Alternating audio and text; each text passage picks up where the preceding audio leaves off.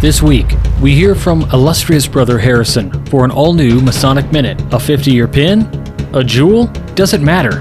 Well, let's leave it to Steve. Then an interview with past Grandmaster Akram Elias, 33rd degree, about the Masonic Legacy Society and its mission to fulfill the Masonic promise. The promise is clear. Freemasonry will help you better yourself. So we need to fulfill that promise. We ask fundamental questions about America. Is it possible for this kind of diverse people to live in one nation state, government of the people, by the people, for the people? And also, what has Freemasonry done for the United States? It has advanced the human condition like no other country has ever had in the history of humanity. Stay tuned. Welcome back to Whence Came You, a Masonic podcast featuring research papers and discussions related to Freemasonry. Here's your host, Brother Robert Johnson. Welcome back. This is episode number 448. This week on the program, as you heard in the intro, we've got a great topic for you this week, the Masonic Legacy Society. But first, before we get into the awesome interview with Illustrious Brother Akram Elias, we have another illustrious brother who would like to bring you the Masonic Minute. But before we get into that, I just want to go ahead and give a huge thanks to all of our supporters, our producers, fellows, and contributors to the program.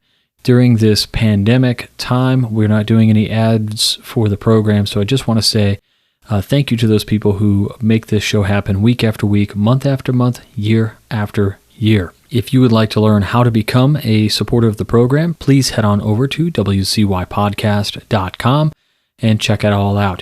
In addition, you can check out our friends, a little section on there on the website as well, to check out other ways to support the show. In the news, well, it looks like a lot of Masonic lodges are starting to plan for opening later this year. September, I'm hearing, for some lodges, August for some. Here in Illinois, we are probably, if I'm going to make an educated guess, I would guess that people are going to start meeting in lodges without visitors. I would most likely say in the August timeline.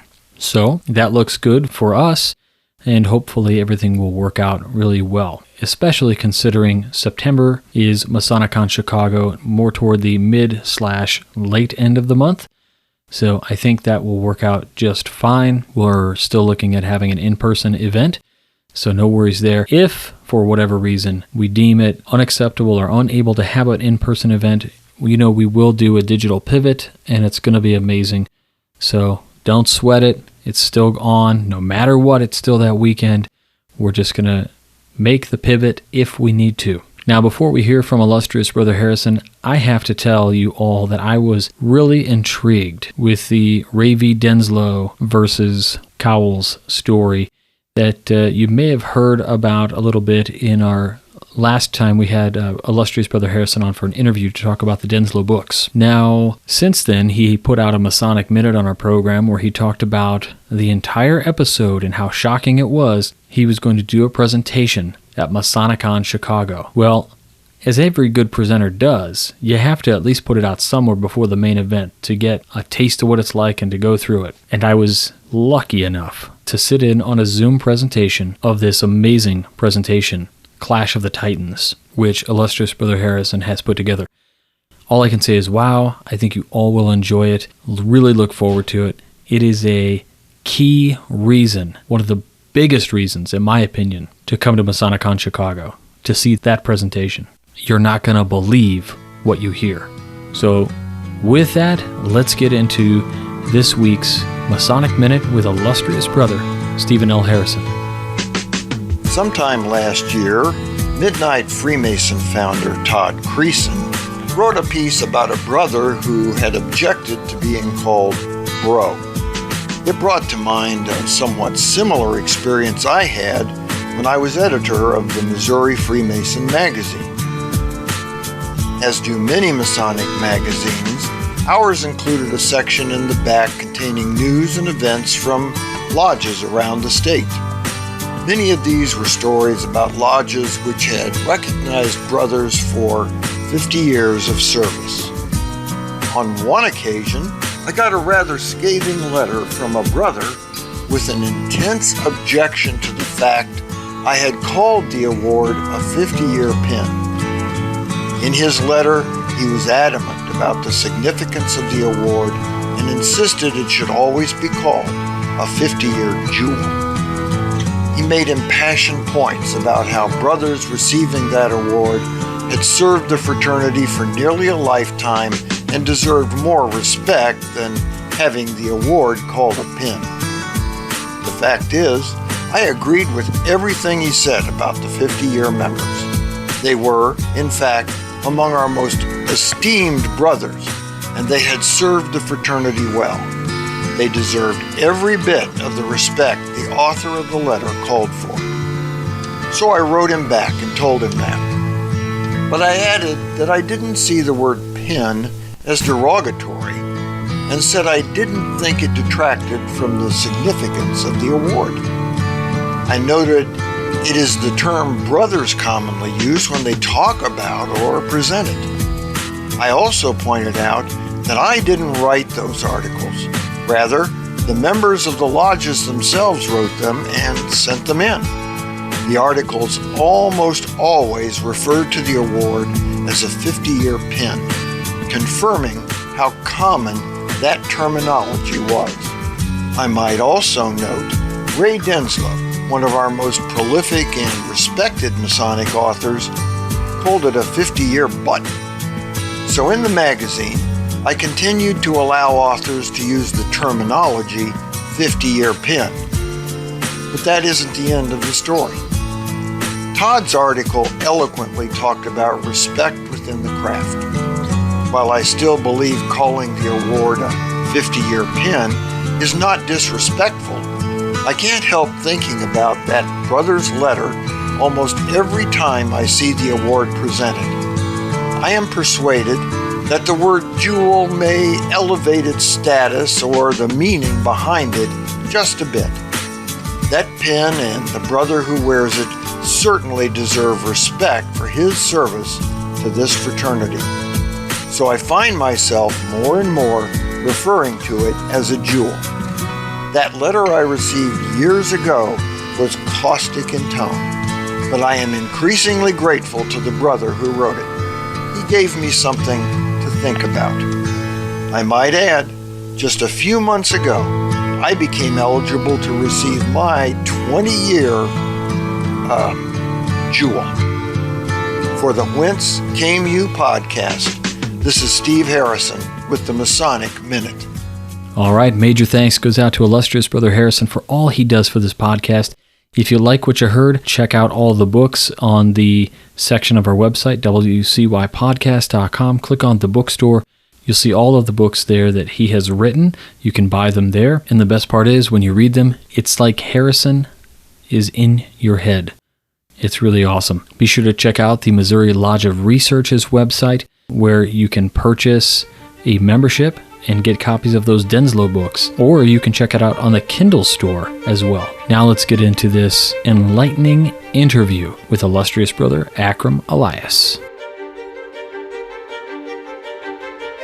All right, everybody, thank you for joining us once more on this episode of Whence Came You. Today we have a very special guest. We have past Grandmaster, illustrious past Grandmaster, Brother Akram Elias. He's the past Grandmaster of Washington, D.C. Brother Akram, thanks for joining us. Oh, it's great to be here with you at Right Bush for Brother Johnson. So we have talked a little bit on this show. In the past, I have mentioned the Masonic Legacy Society.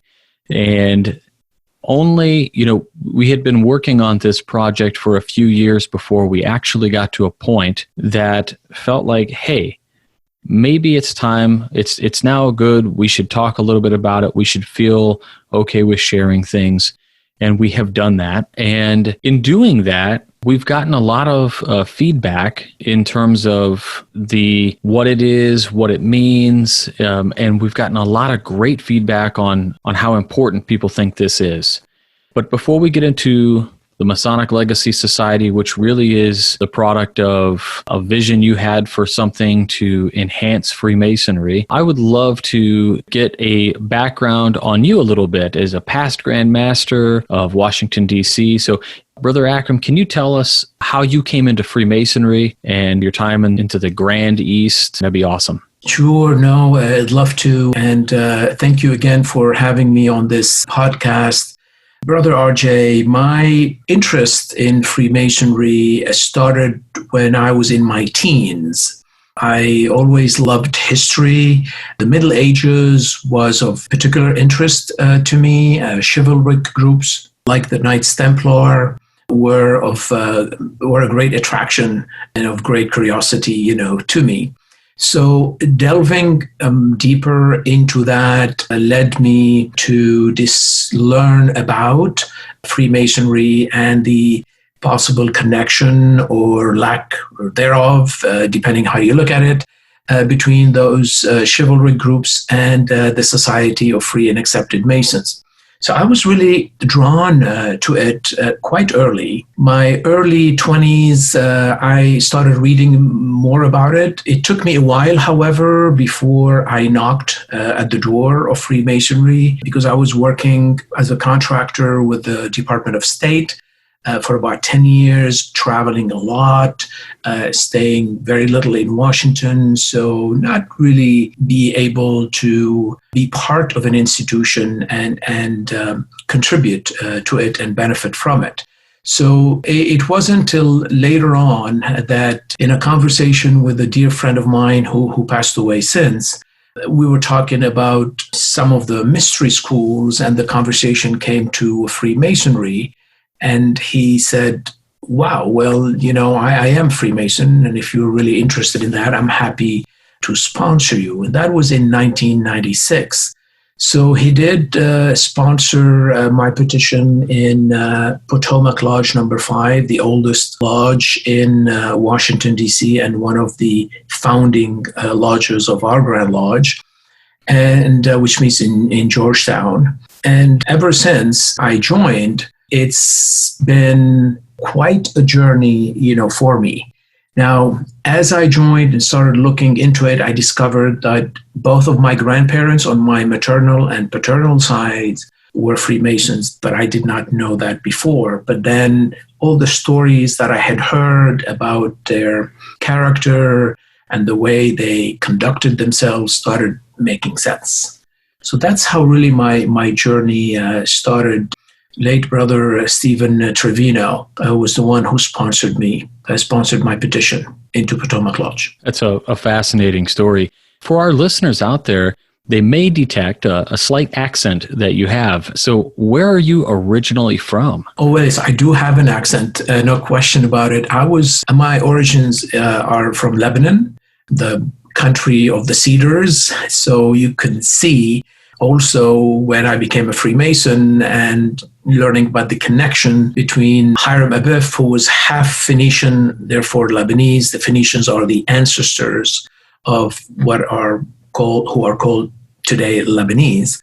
So he was half Israelite and half Phoenician. And of course, Hiram, king of Tyre, which is in South Lebanon, and then King Solomon of Israel. So that connection and building the temple and the cedars of Lebanon became quite a romantic, interesting, and uplifting, allegory for me. So that's where my roots are from.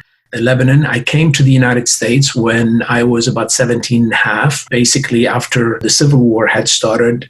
Came here to study, always thinking that I would, go back and try to contribute as a young idealist would do, try to see how you can make, your community, your society, and in that case, my old country better. But then, I stayed here. I met a woman who transformed my life. She became my wife. So we met in 1983, and we've been married since 1987. So she became my partner and later my brother also in Freemasonry. So I ended up staying in the United States. But when it came to making the choice, do I stay in America or end up going back to Lebanon or somewhere else?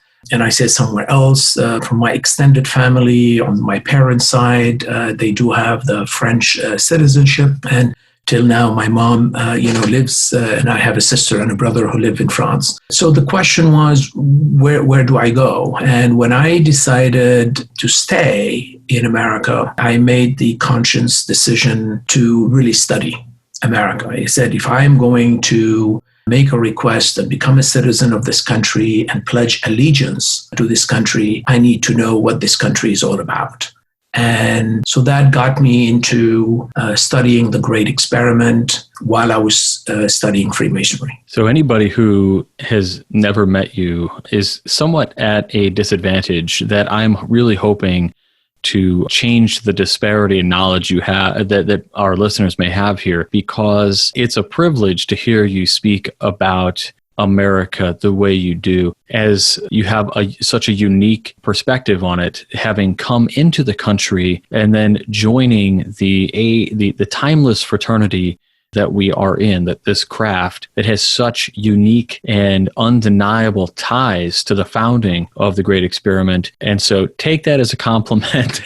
And I'm really hoping that through this interview, our listeners really feel it. And I think you all will. Obviously, you went through the East and you became the Grand Master of Freemasons in Washington, D.C., the capital, one of the most, arguably, the most diverse communities within the United States. So that had to be interesting in and of itself within the craft. I would imagine somebody like myself coming from, Southern California, surrounded by Southern Californians, and then moving into the Chicagoland area, we've got diversity, but not like it is there in Washington, D.C. That had to be pretty unique. Oh, no question about it. I must admit that I was quite fortunate that I was led to knock on the door of Freemasonry in our nation's capital. Now, let me say, to me, what was most fascinating was really the journey on the way to the chair of King Solomon, to being Grand Master of the Freemasons in Washington, D.C. Of course, being Grand Master was a crowning year, wonderful, and I'll talk a little bit about that in a moment, but the journey to me was really the most fascinating. And the reason for that is that I looked at it as, in my case, it was an 11-year journey, and every year was to build. So put some building blocks. As a free builder, that's what you do. So the idea is not to wait till you are in the office for you to do something. It is along the way working with others who are before you and creating that special working relationship so we can always build together. Because to build a temple, to build a cathedral, continue building our noble craft, it takes all of us working together. So that bond was so important. And in the process, our Grand Lodge really changed a lot. So yes, our nation's capital was quite diverse, but we did not have that diversity reflected really in our Grand Lodge. The change started on about 1990. And I'm someone who became quite active in that change. And it started in 1990. It is because of a unique set of circumstances. We had a number of brothers of Iranian origin who had to leave their mother country and take Freemasonry with them as a result of the Islamic Revolution that took place in 1979. So, and they wanted to really preserve their Masonic heritage using their ritual in their own mother tongue. So in 1990, a bunch of those brothers who had affiliated with our Grand Lodge worked tirelessly for about 3 to 5 years to convince the leadership and the rank and file in our Grand Lodge to open the door and let them have a lodge that would work in the Farsi language using the English emulation ritual to preserve their heritage. That took place in 1990. And as brothers from other lodges started attending that lodge, and when they did, of course, the brethren of that lodge would very graciously move from their Farsi language to English for everyone to understand what was happening. And the brethren were really very impressed by the quality and the level of seriousness of the work exemplified by those brethren. So it became contagious. And 2 years later, we started a lodge. So we call these lodges bilingual. In other words, they can use two languages, English being always one of the two. And in 1992, we started a Spanish-speaking lodge called Alianza Fraternal Americana. The following year, another lodge called La France Lodge that became the bridge between American Masonry in Washington, D.C. and Freemasonry in France and throughout the Francophone world. So we started through that also establishing our international fraternal connections to Freemasonry, regular Freemasonry around the world. And the list goes on. And we've created so many lodges since that time. And as a result of this process, really two things happened. First, definitely a much more diverse craft. We literally have the Masons who can trace their origins to about 50-some countries.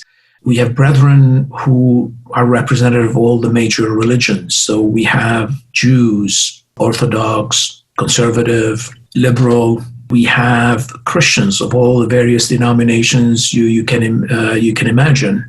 We have Muslims, both Sunni and Shia, and Druze. We have Buddhists, we have a Sikh. So the diversity started growing, that's one. And second, the seriousness that was basically introduced in the craft, as I mentioned earlier, became contagious. So more people started focusing on, okay, what is this all about?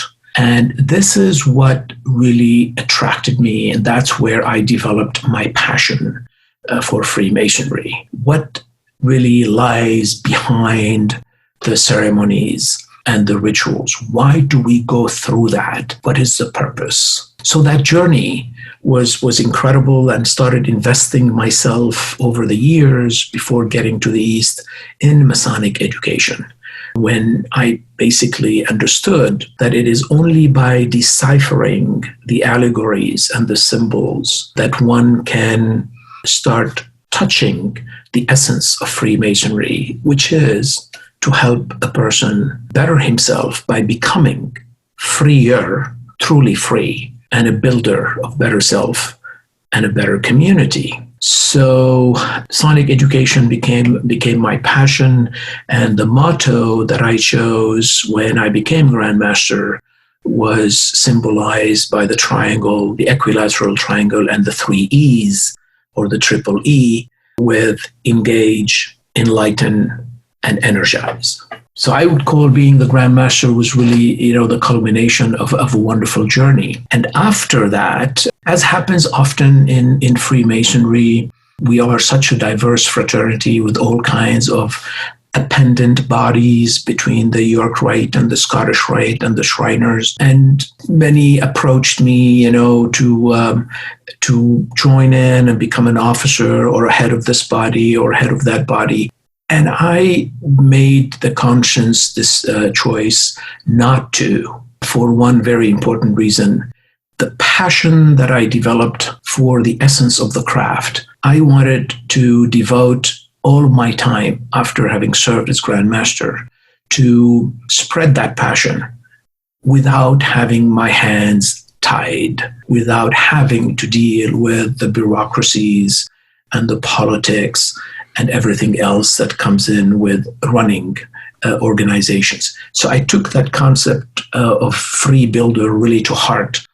And so what can I do? How can I give back to this wonderful initiatic society that helped truly transform me as a better person? How can I give back except by promoting and diffusing that knowledge and that concept of freedom as much as possible. I think what was interesting is, so about 2.5, almost 3 years ago, you had invited a few guys out and we really had a talk about some of this stuff. And I really feel like that was a turning point for a lot of folks in understanding just exactly, not about, say, Freemasonry by itself, because I think a lot of us knew what Freemasonry really was and what it's about. But I think the unique perspective that you gave on it was something that made a lot of guys double down.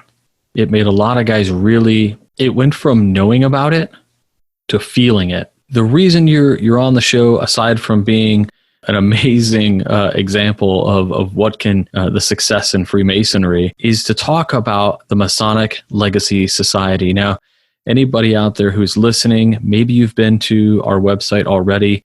Maybe you haven't, but I would urge you to check it out. You can read about what it is on the website, but from you, Brother Akram, can you give us, in your own words, what the Masonic Legacy Society is? This is truly an amazing initiative. Well, I tell you first how this whole idea came. Providence works in mysterious ways, as we all know. Somebody contacted me a few years ago from the John E. Fetzer Memorial Trust and said, "We have found your name as a person who knows a lot about Freemasonry. You have appeared on so many television shows, programs, documentaries, and we are the trustees of the legacy of a man called John E. Fetzer. And we found a lot of things that he left behind. They seem to be pointing to Freemasonry, but we don't fully understand that yet the gentleman built an incredible institution and had a very successful life. Would you be kind enough to come and visit with us and help us decipher this and maybe put the pieces together?" And I did, and I went to Kalamazoo, Michigan, and from the first moment I was struck by the symbolism, how that man, very successful Michiganer, owner of the Tigers, a radio pioneer, tried to really live by those values, has written a lot of personal essays, correspondence with his wife, talked about Freemasonry, and really tried to exemplify, in other words, live as a builder, some of those principles. So I was taken by that, and I said, "Oh my God, we keep talking in Freemasonry about furthest we go is like, I say President, and Brother Harry S. Truman, and then we go all the way back to George Washington. Well, he's somebody who lived really in the late 20th century. The 20th century and through a good part of it. But that's a role model. Why can't we? I wonder how many other gems are like that. So the relationship started with that, and one thing led to another about helping them preserve the legacy. And as we're doing that, something hit me. And what it was how can we really help revive the deep interest in Freemasonry across the United States? And why I said across the United States, because this is where my life experience really made this connection between America, the Great Experiment, and Freemasonry as an initiatic society, made the connection so clear to me. As I mentioned earlier, having made the choice to seek citizenship in the United States, I had to study America. And this led me into understanding the Great Experiment. And of course, that led me to know how many of the founding fathers were also Freemasons and the American revolutionaries were. But that is not what really was of greatest interest to me. Not that so many were Freemasons, but how the Great Experiment was put together based on fundamental Masonic values. It is incredible.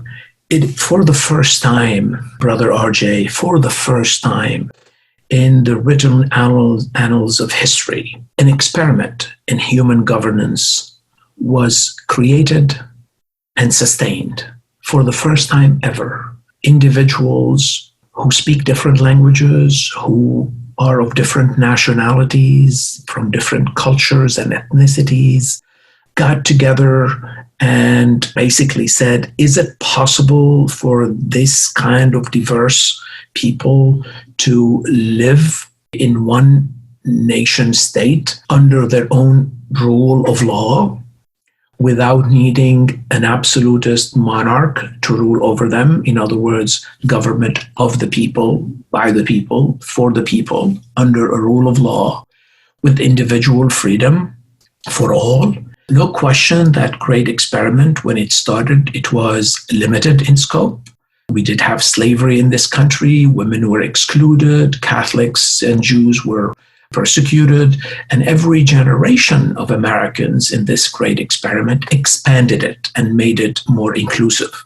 So one way to look at America is that those great foundational ideals, which came straight from Freemasonry, helped sustain the experiment, coming now closely to 250 years, and was able, with its resiliency, to overcome a civil war, to overcome the divisiveness, of segregation and turbulent 60s, etc. It's amazing. So this experiment in human governance directly connected to Freemasonry, to me, became a focal point. Okay, in 2026, which is in about 5.5 years from now, the United States, this great experiment, will be celebrating its 250th anniversary. So what's going to happen? Are we going to simply try to have fireworks and celebrations? Are we going to remain divided and be divided, maybe not be able to celebrate that way? Or are we going to be able to get together and really focus on the great achievements of this great experiment with its ups and downs, but the great achievements, because it has advanced the human condition like no other country has ever had in the history of humanity. And the power behind the great experiment is that America is much more than a country. It is much more than a people. It's much more than a land. It's really an idea. And the idea is that no matter where a person was born, what religion he or she was given, what ethnicity, what language, what social class, that person can say, I choose to be this. I want to be that. And this is fascinating when it comes to the evolution of the human condition. So as a Freemason, I have to give back to the fraternity, to the society of Freemasons, because it helped transform me, really helped me understand what true freedom is about and how to be a constructive builder. And America gave me the opportunity and the environment, the sustainable environment, to fulfill myself, to really develop myself and to enjoy this Freemasonry. So I have to give back to America as well. So I'm indebted to both the Society of Freemasonry and to America, the Great Experiment. So in my very humble way, the best mechanism, or the best way for me to give back is to give back to both where they really connect. And this led to the genesis of the Masonic Legacy Society by saying, what I need is to find other Freemasons who see the true power of Freemasonry, and that is its ability to transform people and make them better. This experiment needs engaged, enlightened citizens more than any other experiment in governance around the globe, because we have a system with relatively limited government, where civil society takes the initiative. Citizens are supposed to be partners with their government in governance. If we don't have citizens with the character, the values that are able to be free, protect that freedom, engage others, not simply be activists, but also engage others who may think totally differently from them, but to somehow be able to finally work together and continue building this experiment. The idea was we need Freemasonry now in America more than ever. And the craft, the words that I've been using is that the craft had gone dormant. The potential of Freemasonry was asleep, and it simply had to be awakened. But it had to be awakened quickly and spread contagiously like fire with the zeal of the values, the passion of what Freemasonry can do to help us as Americans take this great experiment to the next level. So this was the genesis of it, the big picture, the big vision, if you want, and then started connecting with wonderful Freemasons who take the craft seriously and understand how important it is to build citizens with that kind of character.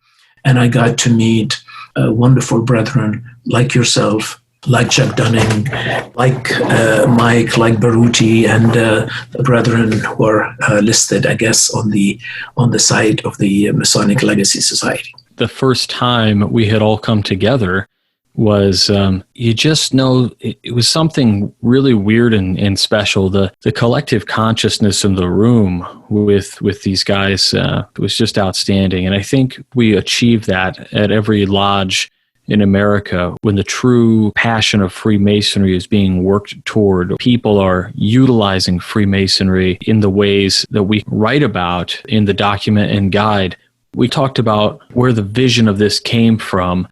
And from the Masonic Legacy Society, it's a website, and what we have is the document, and the guide was the product. This document is a process by which we lay out a way to think about and reflect on the Masonic working tools in particular, but symbols, elements of Freemasonry, and it's geared for at the entered apprentice level, and the hopes that somebody can then take that and apply it at the fellow craft level, at the master mason level. Heck, I've even heard of some guys now who've come back and said the way the Scottish Rite degrees are with some of the things that they talk about in terms of virtues, they use this to think about and to reflect on some of that even. So it's widespread, but also you don't have to be a Mason to grab this document and the guide. You can be a profane. And I think that was really important. With so many groups out there, Akram, that come out with products and things and magazines and podcasts and things, what really seemed to make this one different, this particular product different, was the universality of the quote-unquote product, right? I found initially when we launched it, some of the first questions that I received were, well, how relevant is this in my jurisdiction? How relevant is that for this or that? And it was a strange thing to be able to say for the first time, 100%, not one piece of this is not compatible with Freemasonry. Can you tell us a little bit about why the drive for the universal approach rather than maybe going after some things that may have been slightly outside the fraternity in terms of scope or symbolically? Brother RJ, and we did, as you mentioned, the collective mindset, the insights, the working together. We started gathering and held a number of workshops over almost 3 years, 2.5 years to come up with this. So there are three very important points in answering your question. The first one was fundamental. We did not want to have the Masonic Legacy Society be an institutionalized organization. In other words, set up an organization and create a board and administration and have it run, because then it becomes one other organization within the family of Freemasonry. This is a very important point. The idea was we want to promote the true concept of freedom. And by that, we mean diffusing light without having to control anything, without having to control outcomes, without having to try to structure people. It's to basically diffuse the same way the sun diffuses its light. It's to diffuse that knowledge, and people would take that knowledge, be engaged with it, activated by it, and would unleash their own experience of Masonry and engage others and so forth. So that concept of freedom, to create behind it like a community of freedom, if you want, that is not structured. So that's number one. Number two, in order to obviously do that, given the diversity of rituals that exist in our country and around the world, we put in a lot of time and effort to identify things that, no matter what the ritual is, no matter what the jurisdiction may be, they can really connect with the framework and the concept of how we're approaching Freemasonry and Masonic education. So yes, it took a lot of, but it was not on purpose, because we want this approach to be understood and espoused by as many as people want to across the country without having to deal with those hurdles. And the third very important point in the way we structured our approach to the Masonic Legacy Society, we wanted to have two target audiences. First target audience are the Masons, the newly made Masons, newly entered apprentices, fellow crafts, and master Masons. And as you mentioned, we focused on elements that can be discussed openly about the entered apprentice, about the lodge on the first degree, things that we can talk about publicly and that people can go back to their own rituals and decipher them accordingly. So we did that because really the entered apprentice is the fundamental step. It is the initiatic first step down the journey. And once a person becomes a brother, once that person is initiated into our society. And the entered apprentice degree, no matter what type of ritual it is, does provide really great information about the entire ecosystem of Freemasonry. So you touch the person as an EA, you know, as you correctly stated earlier, that person will hopefully build that practice and apply it to the second degree, third, etc. There is also a second audience, and that is the people who should be knocking at the door of Freemasonry. So by presenting who we are, what the fraternity as an initiatic society is about, the hope is that people who are attracted to that, who are not Freemasons, may be interested in becoming Freemasons, but they're becoming for also those right reasons. The idea is that this, overall, with these three fundamental points, we can create or generate a dynamic that can help awaken existing Masons, attract new blood into the fraternity that espouses or is much more ready to understand the deeper essence of Freemasonry. And the hope is that if we're activated and it gains traction over the next 5 years, maybe we would have enough awakened citizens who are Freemasons in this country who can act as bridge builders as we get closer to celebrate the 250th anniversary of America. Wonderfully, wonderfully stated. I would just say that when we talk about a Mason or somebody in the beginning starting to use this document, this guide in working with their own to assist in the transformative work, my question is, what do you think this particular practice is going to do for Freemasonry? There's a lot of lodges in the United States that, as you politely use the term, the philosophy has gone dark or has been put to sleep. What's the likelihood, or what's your prognosis if a significant number of Masonic lodges and individual brothers use the document and guide? What's that look like? Well, I cannot predict really the future, but I can tell you the transformative power of this document and guide is incredible. I can tell you from small experiences that I've had with some of my brethren, let's say here in the Washington area and some places around the country. People are devouring this stuff. And the reason why they're devouring, because it is very simple. And this is fundamental to understand this approach. Number one, the focus is always on Freemasonry. You know, Freemasonry is defined universally as a peculiar system of morality, veiled in allegory and illustrated by symbols.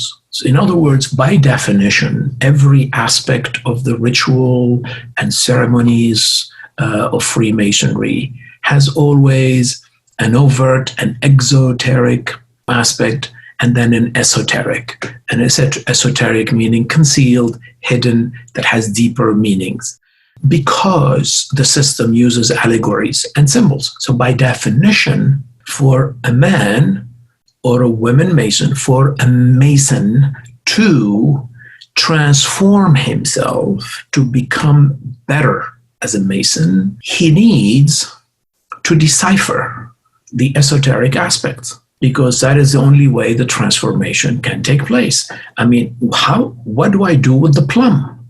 What do I do with the gavel? What does the moon and sun mean? If I focus only on the exoteric, in other words, what the ritual says openly, overtly, that is going to be very difficult for me to use to help improve myself and to have any relevance to my life experience right now in the 21st century. So then the ritual of Freemasonry would appear like an old, arcane kind of thing that forget about it. So the fraternity, the society would turn into a simple fraternal group where people like to get together and have some good time together, and that's it. So deciphering it is very important. However, once one starts talking about the esoteric layers in Freemasonry, and there are many layers, one can easily get into aspects of esotericism that may also lead the person to all different types of mystery schools, and there's absolutely nothing wrong with that, except that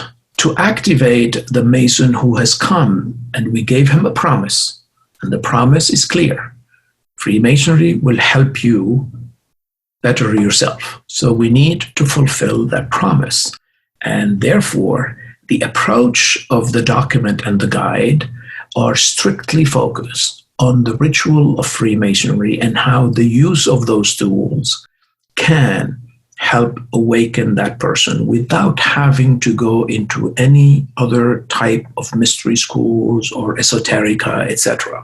So this was intentionally done to show that it is not a difficult process. This is not magical. The ritual of Freemasonry does the trick. It's an incredible ritual. Once one gets into it and starts assimilating it, the transformation happens within oneself. And once one tastes that, the person would want more of it. At least I've been sensing this from this experiences that I've had. So while I cannot predict, I would say the more this spreads, the more there would be a fundamental shift in consciousness and positive transformation within our craft. It doesn't mean that every lodge and every Freemason, these awakenings and shifts in consciousness do not take many people really to be involved in. It takes always a smaller percentage, a very small percentage of awakened individuals to impact others. And then you have the ripple effect. That is why one of our main objectives in the MLS is to organize workshops to attract as many Masons from across the country who are willing to be facilitators. In other words, take that document and share it with others and be able to facilitate contemplative conversations, sharing insights about how such applications of Freemasonry really help you become a better person. So this is very real. This is not baloney or BS. It is very, very real. And I can speak of myself. I can tell you this application, this approach, practical applications of the teachings of Freemasonry as we describe them in this document and with the accompanying guide, in my case, have truly transformed my life and are continuing to do so. And they help build within the Mason a sense of strength. That is the true strength that the pillar of the senior warden represents. Very different from the strength that people refer to in the world of the profane. That inner strength becomes unbelievable. As you were going through some of this, you really touched on a lot of questions that I had planned to ask you. And I think it just happens because of the necessarily how we explain what this is. And there may be people listening to this right now who hadn't heard of the Masonic Legacy Society yet. But just to give everybody out there some key couple pieces about it. Number one, the document and guide we are so serious about. And as Akram pointed out, it's as free as the sun. There is no cost or anything to get the document. You just go to the website, you fill out a form, and it gets emailed to you. And not only that, we have gotten the document translated into several languages, and more are coming. Currently, you can go there today, and you can download it in English, you can download it in French, you can get it in Russian, and you can get it in Spanish. And Hebrew is coming, German, I have Portuguese. We've got all these languages coming. And in essence, what you mentioned also is the idea that we're looking for facilitators and people who are interested in this kind of thing. So when you go to the website, there's contact information, that kind of thing. And if you download the document and you're really into it, feel free to shoot us an email and we can talk to you about it. What you'll see also is a little kind of map that shows you where people are in the United States, where we've already had workshops where we're putting these things together to have these people go through it, and so that they know exactly what it entails in practice. So again, that's just a few insights. How many people have downloaded the document? I think we're at over 600 now who have gone there and downloaded the document and guide and are utilizing it. Lots of positive feedback. I shouldn't even say lots of feedback. All the feedback is not only positive, it's sought after in a ravenous way. And if you're not convinced at the power, the transformative power of what this tool is, consider the people attached to it. Now, I know it sounds weird to say something like, well, you could have all these big names and it could be bupkis, right? But I really feel like the names that are attached to this are industry experts, both in and outside of Freemasonry.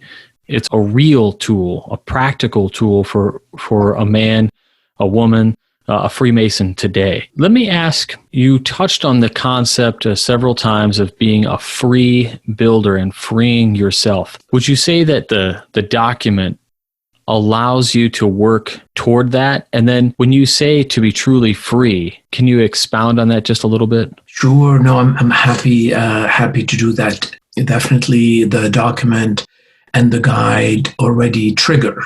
And in one of the examples that are illustrated, using the methodology of raising the key fundamental questions. So this concept of free will and accord, for example, we touch on it as one of the illustrated examples. But freedom in Masonry is something that is incredible. I mean, the name of our institution is Free Builder.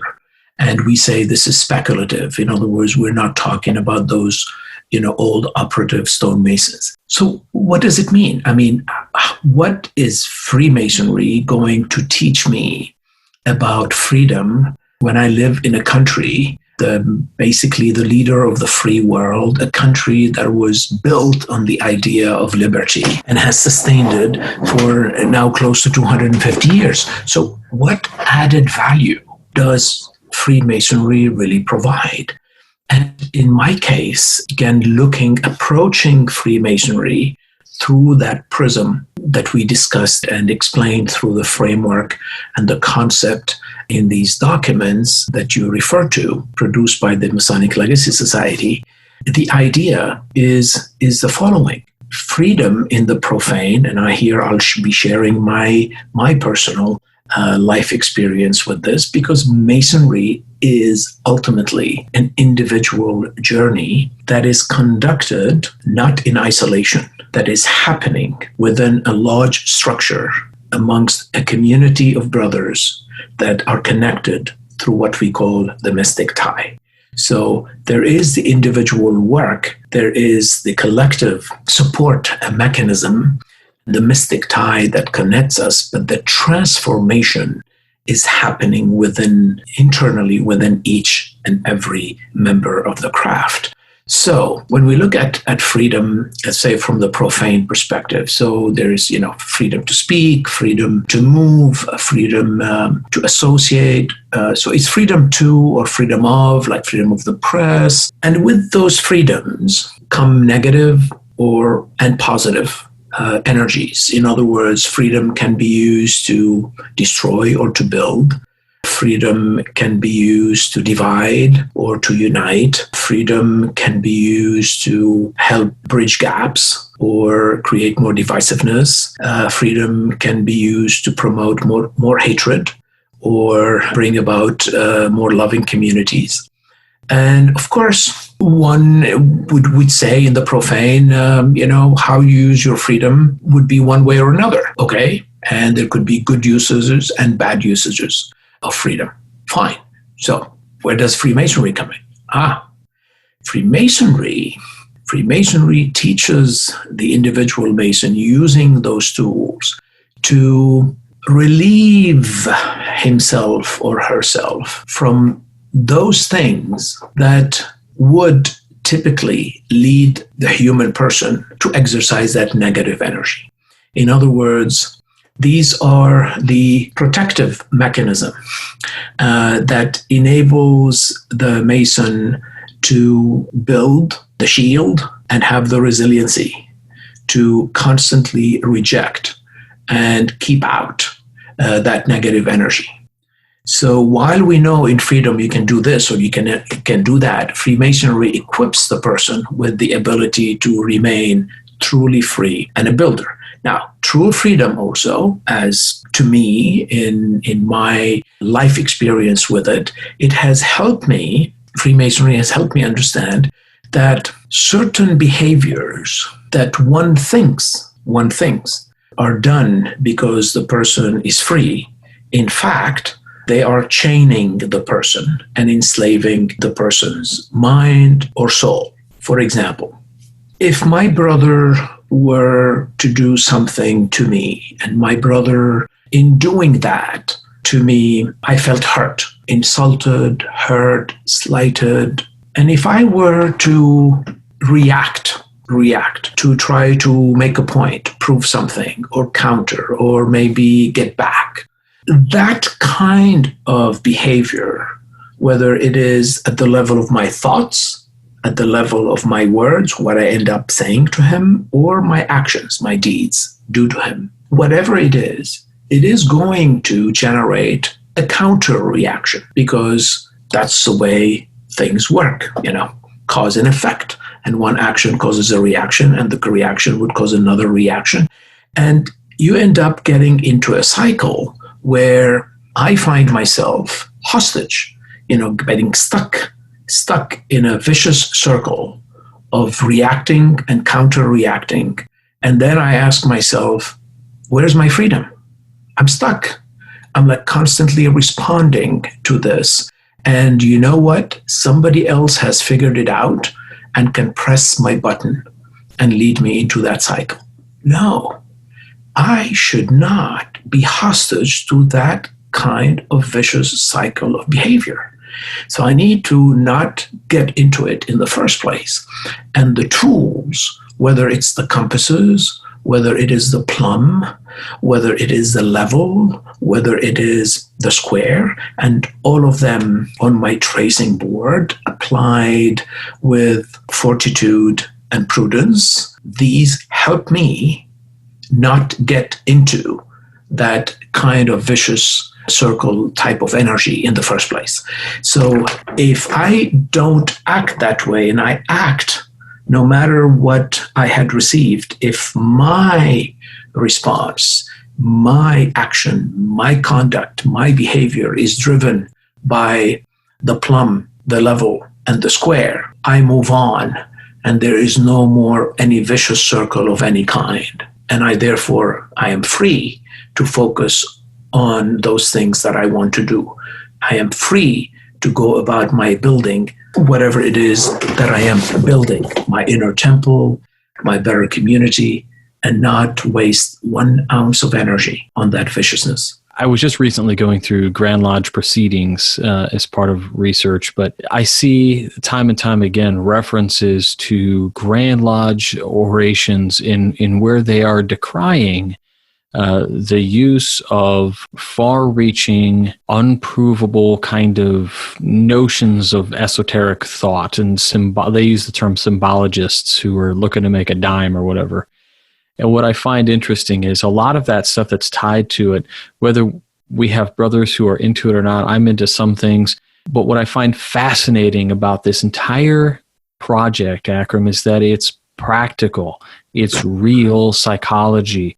It's changing the mind of the builder in the way that he needs to change it to do those things, to free himself, to better the community, and work toward the greater construct, the greater betterment of humanity. We talk a lot about altruism in the craft, and I think that word isn't thrown out enough. And I think that's something that what we can do to give back is utilize our altruistic nature to put something together, to be able to teach something and to put it out there. And again, everybody, this is not something that's out there. There's no ulterior motive here. I was on Reddit recently where somebody had posted a link to this, and some people said, well, what's the catch? There really is no catch. The catch is that you use it and you light a fire and you help other people. Yeah. Well, that is another direct aspect, consequence of the concept of freedom we were just talking about. This is being done with freedom. In other words, there is no catch. There's nothing expected in return. Absolutely nothing. And there is not even a single attempt or thought of whatever, okay, what's going to happen? What are you doing with this or not? It is pure freedom. And when one starts applying these true teachings of Freemasonry, and freedom is at the essence. In other words, every tool I should ask always, try when meditating on the aspects of Freemasonry, at least I do. So how does this help me free? Right now, I am facing this situation, whatever it is. Personally, in my home, at work, with friends, family, doesn't matter. Where I am feeling now net free and how will this tool help me do that? Once one starts going down that road of freedom, everything becomes possible. And there is nothing expected in return. That is the power of Freemasonry. And then you don't even care about who gets credit for what, who does what, because it's about freedom. And it's about freedom. And freedom, by definition, is empowering. And, and if somebody takes Akram's words and put them and use them and plagiarizes them, whatever it is, Akram doesn't care. It's not about intellectual property. It's not about, it's a different concept. This power of freedom enabled us to come up with this approach to the Masonic Legacy Society. Without it, it would be like every other kind of organization. We're not even an organization. Yeah, that's true. That's one of the key things that we've always, as many of the people who are involved with this, as we necessarily were doing planning and getting everything together, we would start, somebody would go, okay, then should we do this? And then somebody would go, no, that's what we normally would do if this was an organization. This is a free platform, free as the sun, free as the air you're breathing. There is nothing to tie this to anything. We thought about, do you establish a bank account for it, or what do you do? Nothing. There's nothing at all attached to this. So yeah, it's totally free for everybody out there, and it is transformative. One of the exercises, some people out there might think, well, what's a testimonial for this kind of thing? And I know this might sound weird, but I'll say that when I do meditations, typically when I'm done with them, when I'm thinking about working tools or whatever the case is, as we guide through, when I come out, I will draw what I saw or write it down. And I think one of the most interesting things that happened to me utilizing the guide is that when we use it, I find the things that I'm seeing are so much more decipherable, if that makes sense, because I'm contemplating on strictly Masonic concepts. And the Masonic concept is what we've tied it to. It's what my brain is used to. So I'm able to visualize, I'm able to conceptualize a lot of the things that come to me during these reflective sessions. So take that for what it's worth. I hope you guys want to check that out. So Akram, one of the things I wanted to ask you is, aside from the project of Masonic Legacy Society, as somebody who has had an amazing journey in Freemasonry, we've got a lot of listeners to the program that find a relief in the Whence Came You podcast because it's what they were quote unquote looking for in Freemasonry, when they may not have found that right away in the craft, or they still haven't found it, or whatever the case may be. And so for those Masons who have some seeking left to do, if you could give those a piece of advice to some of our more frustrated brethren, what would your piece of advice for them be? Well, let's say, I think there are a couple of things that I would share, and I think will go a long way to help the seeker in Freemasonry, really interested in what we are talking about, be able to go about that, feel fulfilled, and not at all frustrated. The first thing, keep the focus on the ritual, on Freemasonry. Often what happens, one is intellectually attracted to all kinds of interesting theories. How about getting and see what the Kabbalah is doing? What about in the Rosicrucianism? What about in Martinism? What about this or that? All these are very interesting. And if the person is willing and has the time and would like to explore them, I would definitely encourage the person to do so. But if the Mason is going to those bodies, tries to go into those traditions in order for him to understand Masonry, then he's going to be even more frustrated. The answers to Freemasonry lie squarely within the ritual of Freemasonry. So that is first fundamental, because otherwise, as I mentioned, you may feel frustrated. You may think the answers are somewhere else. The answers are within, and it's the same way for the transformation. It is not by seeking intellectual information about from the outside.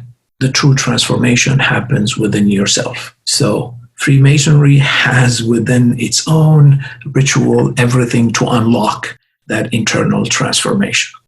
That's the first very important piece of advice. The second one, once you start applying this approach to Freemasonry, the transformation that happens within you will create that freedom that I spoke about earlier. And once you start feeling that freedom, you will no longer be frustrated, because outside expectations do not matter as much. What matters is your growth. You're able to work, to give of yourself, to impart knowledge, to diffuse light, not expecting anything in return. And when you do so, you have a much greater impact. It is not the intellectual debate. It is not by trying to convince people through a discourse and a debate that it is going to change. Absolutely not. The true change is when you're doing the good work with that concept of freedom, spreading that brotherly love, magic happens. Magic happens. And you will get that satisfaction from seeing that without ever expecting anything in return. The key thing is you become a free builder, not to be a person who others are going to like and tap on the back and keep praising you. It's not about vanity. It's about making you from within a stronger, more beautiful, and wiser person that nothing can shake. And that, my dear brethren, my dear listeners, that is worth gold. And once you have that, nothing, I don't care what it is, nothing can take it away from you. I can't, I just sit here. I could listen to you talk all the time. I hope all of you get so charged by this, because there are few people out there who can deliver a rousing speech on the spot, like Akram has. So, I've been in the room where you've been randomly called on to give a speech. It's always amazing. And I personally, just in a lot of debt for what you've done for the craft and for Freemasonry and for helping us put together the Masonic Legacy Society. So first and foremost, Brother Akram, I just want to say thanks. Thank you, Brother RJ. Thank you for all the good work that you're doing. Thank you for being an integral and essential part of the Masonic Legacy Society. And thank you for having me on your show. Everybody out there, I want to encourage you to head on over to MasonicLegacySociety.com. I'll, of course, have links in the show notes for everything that we've talked about. So everybody out there, I want to say that if you're in the Washington area, Washington, D.C. area, Virginia, anywhere around there, Maryland, if you get a chance to go to one of the talks that Akram has been doing, I would love for you to get to it. If it's on Skype or once lodges open up, make it a priority. You won't be sorry. I also want to say that if you're interested in anything on the Masonic Legacy Society, you have any questions, those questions, anything you do, I'm the webmaster for it. So if you send any emails or whatever, they're going to come to me. And that gets a large priority. So I usually get back to everybody within 24 hours. So just know that. And if you have any questions, feel free to reach out. Akram, Brother Akram, Illustrious Brother Akram, I just want to say thank you one more time, and we'll talk to you soon. Thank you, Brother RJ. Look forward to it. Well, I hope you enjoyed that interview. It was a pleasure and an honor to have Brother Akram on the program. He is a super busy guy, as you can imagine. He does work in an industry, primarily with the United States, so you know where his passion comes from. I really do encourage you all to check out the Masonic Legacy Society website. Languages are all there. You fill out a constant contact form on our website. You'll get the document and the guide via an email that comes from MLS Custos, or the Custos, at MasonicLegacySociety.com. It is a constant contact form. That means it will likely end up in your Gmail promotions folder, or it could go to your spam. So please check it out. It has never failed to send the email. I know some people will say that they didn't get it. You did get it. I guarantee it, but it got filtered somewhere. So if you run into any issues, please don't hesitate to reach out to me and let me know if you're having troubles. Also, if you have feedback or you're interested in anything related to it, shoot me an email and we'll get you all set up. We had great people who assisted in the promotion, in the accumulation of the knowledge presented. I think you all will really enjoy it. And as Brother Akram said, it is worth more than gold. So with that, I invite you to check that out. I want to thank one more time our producers, our fellows, our contributors who make this show happen every single month. every week, every year. If you want to learn how to be a contributor, fellow, or producer, head on over to wcypodcast.com, click on support the show. You can help us out through Patreon or through PayPal, whichever you choose. And thanks again. And don't think I forgot. I did mention that I would be having Brother Gerald Fortune on the program. We had to reschedule. He had a conflict, so I hope you don't mind. We did push his interview back just a little bit, but we will have him on soon. So with that, we'll talk to you all next week. Until then, stay on the level. For Whence Came You, I'm Robert Johnson. You've been listening to Whence Came You, a Masonic podcast featuring research papers and discussions related to Freemasonry with your host, Brother Robert Johnson. Be sure to join us for our next edition.